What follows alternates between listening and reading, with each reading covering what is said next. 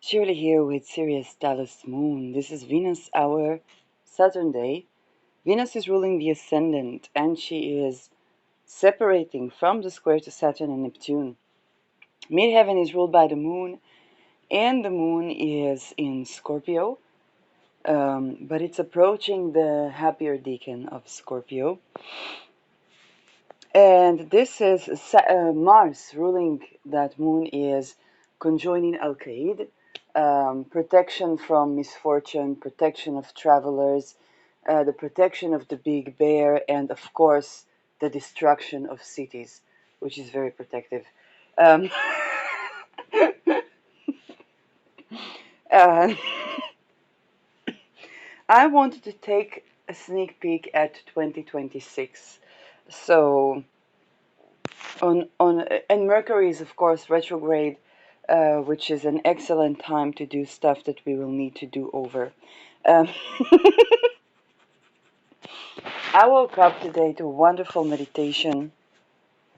Uh, Somebody said that lady, the first lady of the U.S., Melania Trump, was an Epstein girl that was trafficked to her husband. I don't know if that's true. Um, and yeah, that's just something. Like you just think about it. Sometimes if they want you to be the first lady or the president, um, and, and they're trying to traffic you, it kind of looks the same. So no offense to and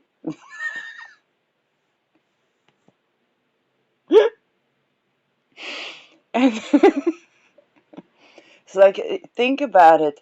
Anybody tried to traffic you or something, and you're like, what do you know? Maybe they wanted you to be the first lady.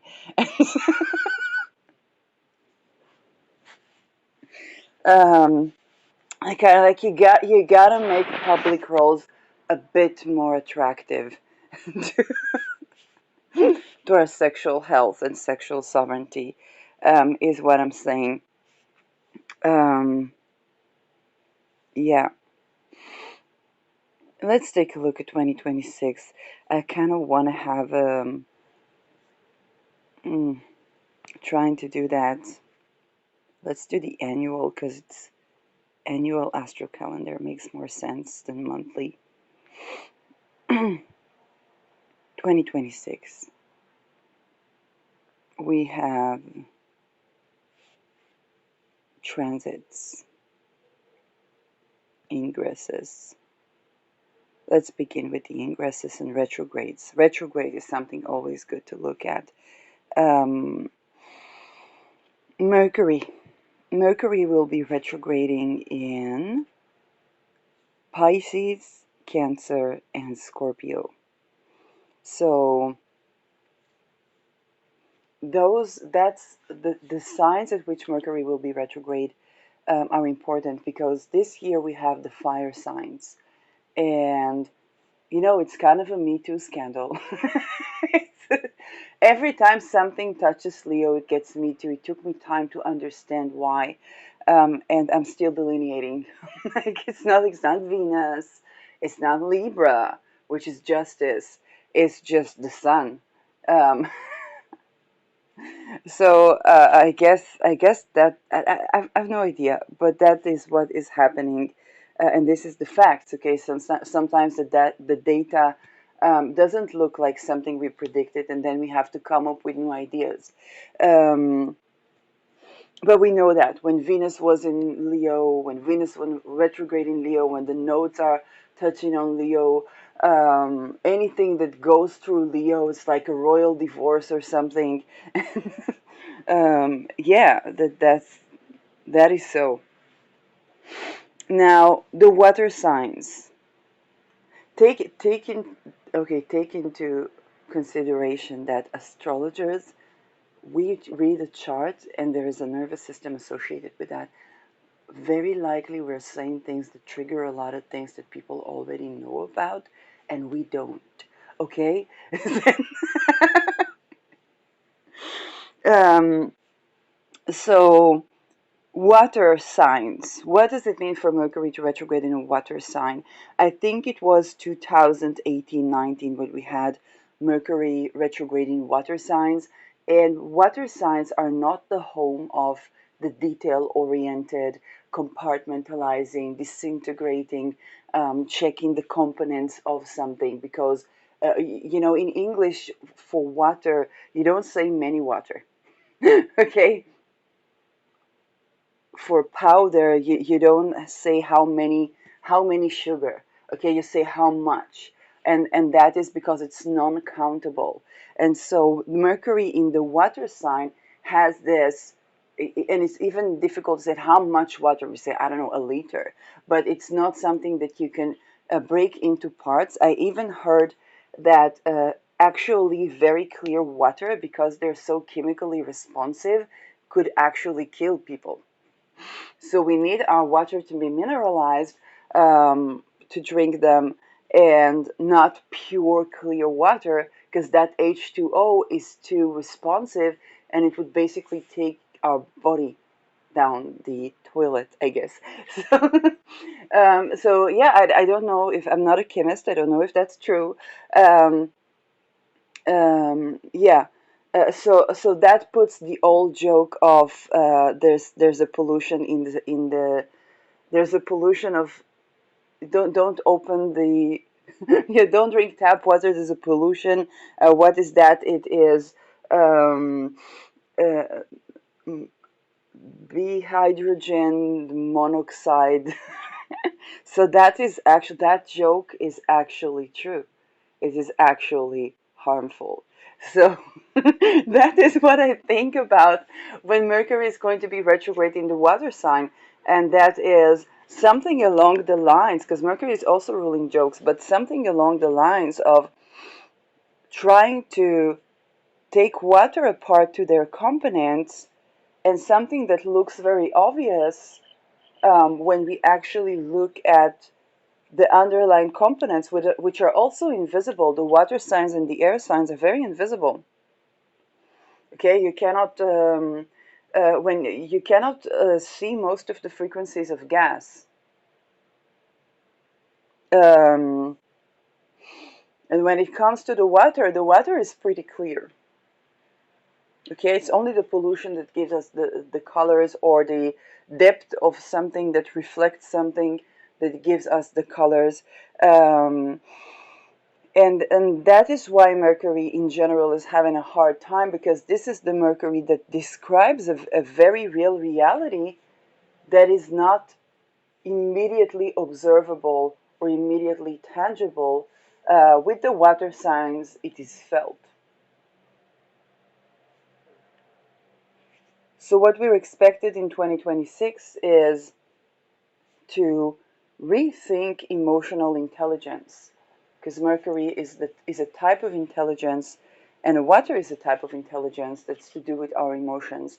To rethink psyops, because psychology is a part of the psychology is the water element that is meant to affect our feelings. Okay, and I even had in the past days a memory of how I used to dream of polluted water, and then I used to dream. I really wanted the water to be clear, and then I began to dream about clear water, and it was before I would get the funding to study my first degree, and it was actually before the 2008 crisis. The water began to be clear. I don't know why, but before the ingress of Neptune to Pisces, that was before 2012, and I began to dream of clear water, um, and so that was Neptune ingressing to a water sign, and bringing a lot of blessings. Um, and bringing into light also the shady things as well. So the water clarifies, and then, but Mercury going into the water signs is actually looking at the pollution that we didn't see, so we can clarify the water again. Okay, if Cancer is kind of like the sea or the lake, or the place from where the water starts. Okay, you think about if there's I don't know, Niagara Falls, so the place up there would be Cancer, A place they're falling to would be more like to the Pisces. And then in the middle, there's going to be the Scorpio, which is a fixed trajectory. It's either the well water, okay, the invisible waters, that is actually moving, and the water, the stream of water that falls into the ocean. And that is the fixed stream, the fixed telos of the water, because it's a Mars sign, so this is the water moving. And then there is the ocean, which is way more. It's abundant and it's big, and everything gets bigger before it disintegrates. Think about the waves. Okay, so a wave becoming big, big, big, big, big, and then it collapses. Not unlike the sign that comes before that, that's an air sign, and that is Aquarius, which is a part of moving the surface of the ocean as well. So, in all of these forms, we're going to be completely rethinking and understanding psychological terms, psyop related operations. They might be exposed. If I think about 2019, there was a wave of exposing ritual satanic abuse. Um, for me, that was going from understanding, let's say, personality disorders, to understanding not just the personal familial trauma that creates them, that is cancer, but also also it would take a couple of years, but also coming into terms with the fact that those are manufactured as a kind of big, gigantic MK Ultra project. Um, and we are going to have another year where, through that Mercury, those things are going to be reconceived, compartmentalized. Okay, we're going to be looking at, observing the components of that, um, to have a richer, more abundant understanding of the depth of the collective human psyche, which is Pisces. But the retrogrades here begin with Pisces and end with Scorpio. And so we look into the great vast, we look into global intelligence, global mockingbird, global, when everybody's doing those hand gestures, and hand gestures is very Mercury. So that going global, people going, and I already begin to see particularly those hand gestures, we're going to have a deeper understanding of them, because we're going to, somebody, think about social media where there is a trend, somebody makes a hand gesture. So everybody else makes a hand gesture. Nobody knows what that hand gesture is. Think about the peace sign, okay? And nobody knows what that hand gesture is, and they just do that hand gesture. Not only that, there is also, when people try to channel or to channel with their body, that can also lead to that. And then there are psychic attacks, like completely mind control stuff that lead into that. And then there are the people that know what is that, okay? And all of these people will demonstrate the same. Right now, Mercury is in a visible sign, so the same visible hand gesture. But then we go into the Pisces, and we take a look at the invisible components and details around that. So this will be from February 26th to March 20, Mercury retrograde in Pisces. And then we have Mercury retrograde in Cancer, and Cancer is a cardinal water sign, which means it's going to be the beginning of something new. Beginning of a new way to think about emotional communication, emotional intelligence. If you think about the time where we went from being sensitive and having safe spaces to talking about this as woke culture. So there's always a threshold. Okay, it's kind of like, hey, we need to adopt that sensitivity. Oh, but that is already, think about older LGBTQ people that weren't grown in pronoun, okay, in pronoun environment, and they might themselves need the use of pronouns, but to get used to the idea is very challenging. I remember when I was writing on Facebook, and I was writing on in language that in Hebrew you use dots for having a gender inclusive language, and somebody told me, please, I'm neurodivergent, I can't read your text like that, and you write very interesting things. And so, and that is a part of what Mercury retrograde in Cancer can do, is how do we maintain that sensitivity while actually, actually serving the goal of emotional intelligence, for example, and a language that supports our emotions. Um, then we're going to have, and this happens between June 29 to July 24, so around the summer, and then October 24 to November 13, right with the sun as well, with the sun location. They are all funnily coinciding with the sun because Mercury doesn't go too far from the sun, but here it is actually very accurate, like it is co-present with the sun almost from the entire retrograde. It begins with the sun. Okay, it doesn't have to be that way because the sun can be, let's say, in Scorpio, and the retrograde can be in Libra or can start in Libra. But here it does begin with that, with the same placement. And I see that all of the retrogrades are in the same sign. We don't have a breaking of a sign, okay, where the Mercury retrograde go, let's say, from Leo to Cancer. Here we don't, okay. In 2026, we don't have the breaking of the sign. So um, then we have, of course, we end the year with the last Mercury retrograde is going to be in Scorpio, and this is one we want to already pay attention to because we are about to have in this November, this October, November, we're going to have the square from Mars to Pluto, which is going to be the closing square. Some of my colleagues even that had Mars talismans put them out before, like put them out with Mars still co-present with Ketu, simply because we're not going to have a better election. Mars is ingressing into Libra, and we're actually not going to have a better election before Mars squares Pluto, where everybody's going to need an actual Mars that is not squaring Pluto. Okay, so. And we are definitely going to need a Mars that is not making, yes, a lot of problems. With that, if you're working with a Mars talisman, then there are always the caveats. It's a malefic. It's not the first introductory talisman to work with.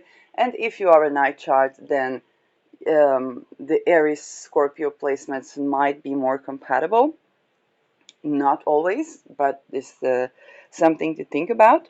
Whereas if you're a day chart, you might want to be extremely cautious if you try the Scorpio Mars, okay? Because that can lead down a trajectory that you're just kind of like um, uninformed by, or just put it that way. Okay, it's kind of like it can lead to reactions and responses that it's not your natural territory. um, while it may definitely provide you with the equipment to deal with that, it depends on the ability to absorb that, okay, those things. Because kind of like if you're gonna go Scorpio, don't be surprised when nuclear holocaust is on the line. Okay, it's it's like don't if you're gonna go there, it doesn't have the rationality and karma trajectory of Saturn. It has where Saturn been wrong, then we start everything anew, and that is even more Saturnian than the Saturn. Okay, because Mars is just like, okay, reset entire Earth. Um, so yeah, or it can go to the complete other trajectory. Okay, it's kind of like, well, we don't have to finish all the world because of that. And if you're not used to having that Mars, that is going to be quite challenging. So Mercury is going to go over the same points where Mars squared Pluto, which means that we are going to be rethinking Mars square Pluto in about a year from Mars squaring Pluto. This is a fixed axis where the change and transmutation is incredibly powerful. Okay, Scorpio is where we have the waterfall, is where the you think about the glaciers melting. Okay, you think about the complete transformation of something that wants to purge away everything that doesn't serve so that the water is clear again. So, and we're going to have a huge polluting conflict when Mars is going to square Pluto in November. So this is a video about the Mercury retrogrades. I think I'm going to leave it at that for a while, because this is a good Mercury retrograde comprehensive part. And I'm going to take a look at the rest of the retrogrades in another part.